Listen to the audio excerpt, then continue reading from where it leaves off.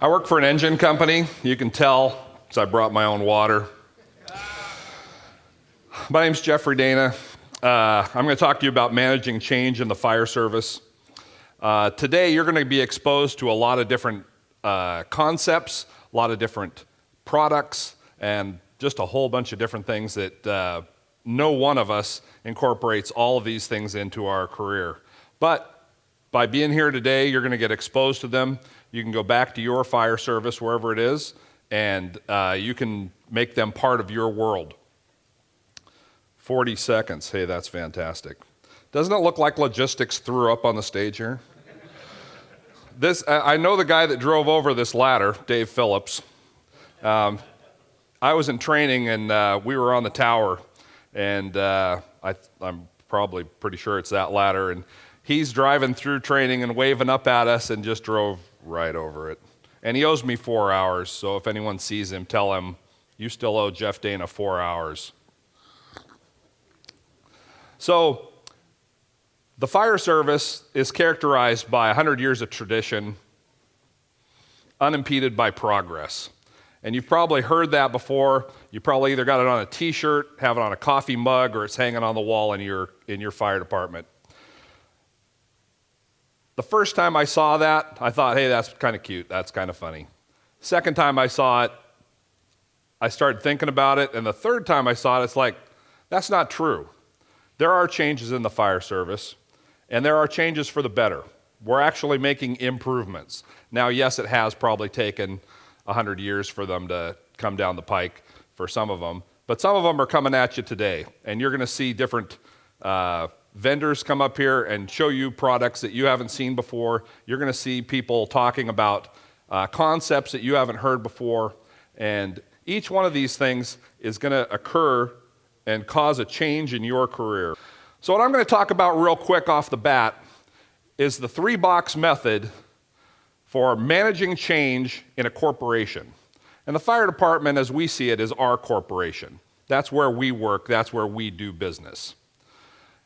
This concept was brought up by a business instructor at Dartmouth College, written up in Harvard Business Review, and brought to you by some engine company guy from a really slow fire station in Gresham. But it's really simple. Whenever you're presented with a new concept, like the 20 concepts you're going to be ending up with, going home with today, these 3 things need to occur. You need to manage the present. You need to selectively forget part of the past, and you need to create the future. So for a simple example, let's look at you're playing basketball in the afternoon at the fire station, and you make a rebound, but you come down on one of the other guy's feet, and you twist your ankle. You need to manage the present. If you're going to be able, if you think you can go out on the engine, if you think you can go out on the next call when the bell rings, then you probably still need to ice that ankle, ace it, maybe pop a couple Advil.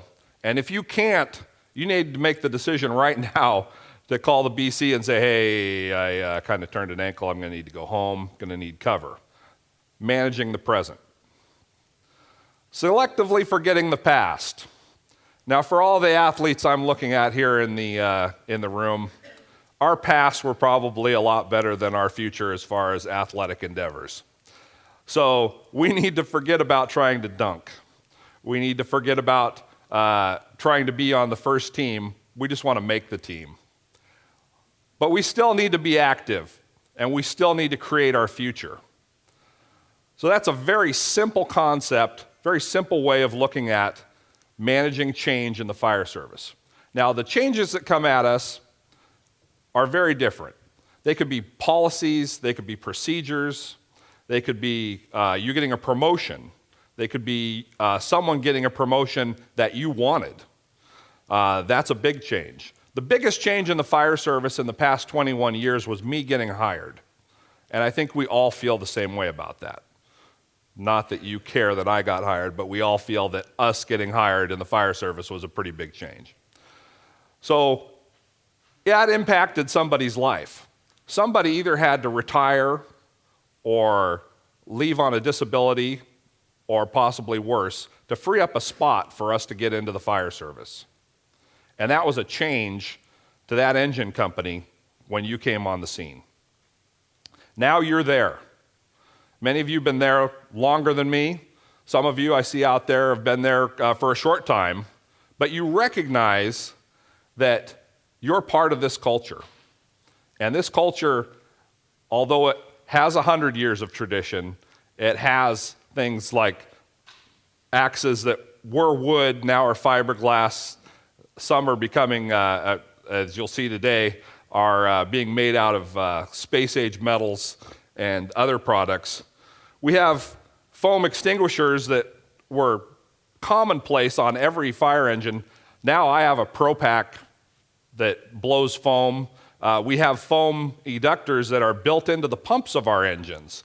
And I don't think you could do that unless you were putting Alka-Seltzer tablets in the boiler of the early fire engines. So there's change coming at us all the time. If you think of managing the present when you get a big change come down, let's say that you get a change that you're not really on board with. Let's say it's a promotion of someone into a position above you, or an SOG that really impacts your day. Say a uniform SOG, or they're going to change the boots that you're going to wear to every call. The first thing you need to do is manage the present. You still need to go on calls. You still need to do your training for that day. You still need to build the fire service and take the young guys and teach them the craft. You still need to do the daily job that you have to do. Simply stated, that's managing the present. Selectively forgetting the past, I think an easy way to put this into mind is in EMS. You get at this time of year, we always get our changes to our protocols. Well, you need to forget the old protocols. Those new protocols are put in place because there was scientific change that was brought forth that said, hey, this is a better way of taking care of patients. Today you're going to get exposed to better ways of taking care of yourself, better ways of taking care of your crew, and possibly better ways of doing your job. So in that fact, we need to selectively forget the past. And then the last box is create the future. Some of us, our future's winding down. I've got about 4 or 5 years, maybe 7 tops, in the fire service. I still want to be active in EMS and I still want to be active in fire, but I've got a time clock going on this body that's corroding quicker than some sort of radioactive substance. And I've got to get all the information I know out to my people before I leave. I've got an excellent firefighter on my shift. I don't think he's here today, but I couldn't see because these lights are blinding me anyway. He's a great engineer. He is a great union member and past president and vice president of our union. He's our MSA guy, does all the repairs, does all the ordering. He's an excellent paramedic. He's an excellent engineer. He's an excellent firefighter. And I love having him on my crew. He's getting ready to retire. And it could be days, it could be hours, it could be minutes. He's past the date where it really is feasible. He'll probably make more money now being retired. And so that time could come at any time. But he's still healthy, and he knows a lot about a lot of things. If he leaves the fire service right now, he's going to take all that knowledge with him. I need him to help me create the future. I need him to take the probationary firefighter on my shift and make him a better AO. I need him to find somebody, or our department to find somebody, to take over the MSA program so that we have air when we go in to fight fire.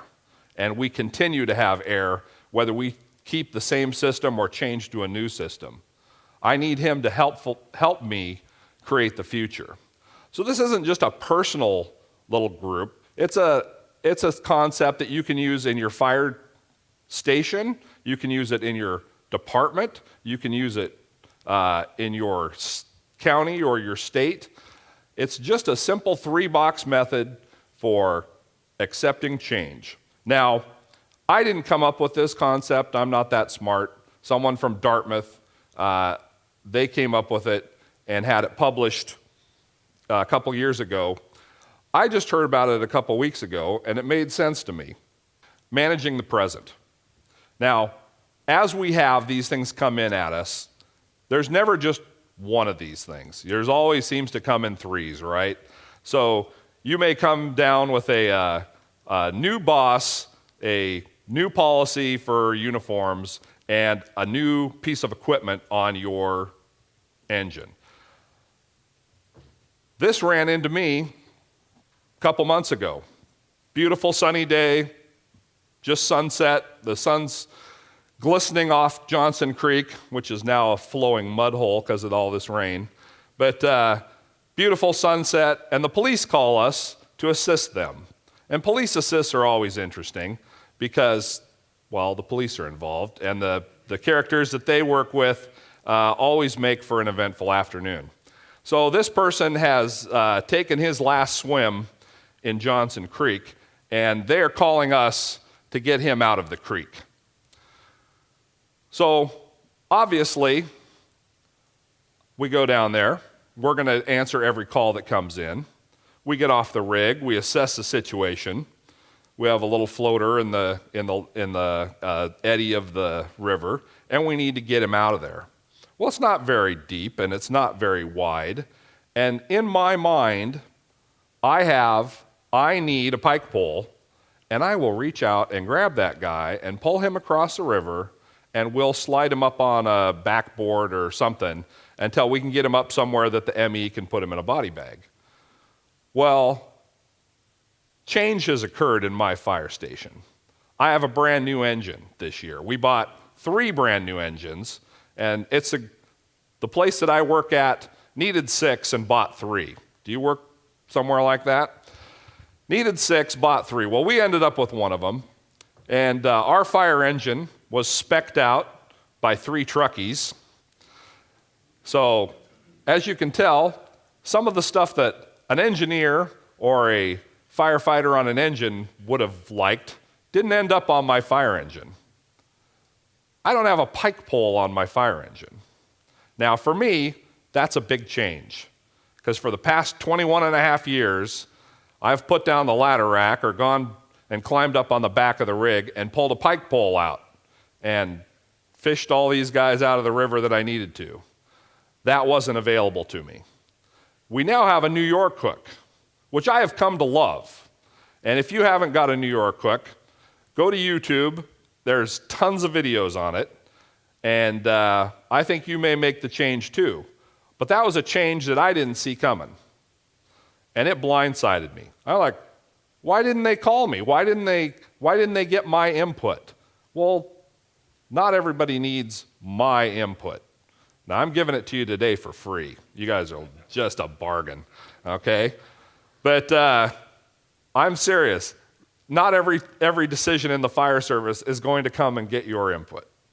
There are chiefs above us, there are city managers above that, and there are councils and boards above that make some decisions that filter down to the common working folk that are around me today, and they don't always come and get our opinion.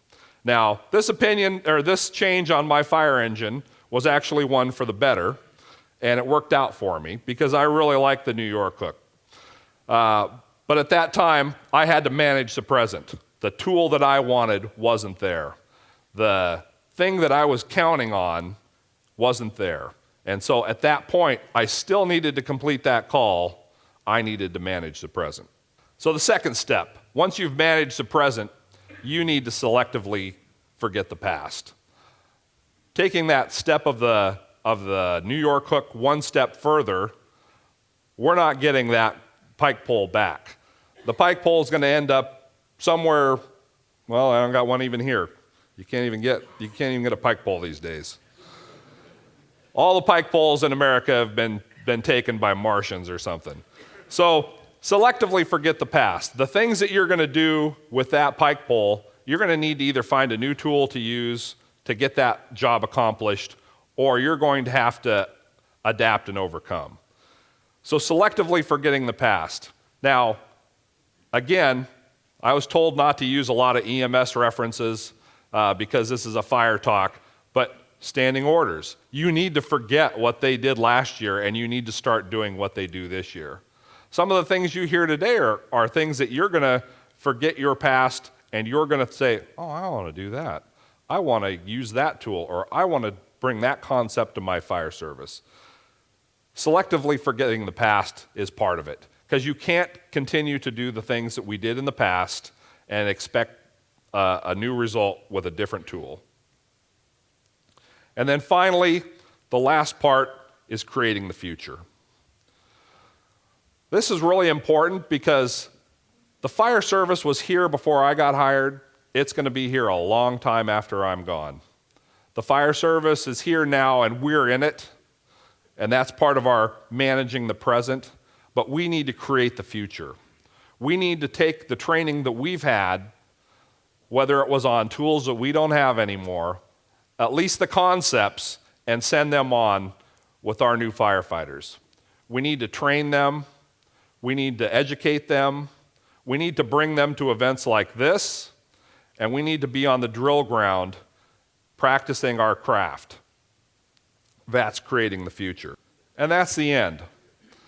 I hope that the rest of your day goes really well. I hope that these 3 boxes will help you incorporate the ideas that you hear today, and I hope that you go on to have a very healthy and fruitful time in the fire service. Thank you.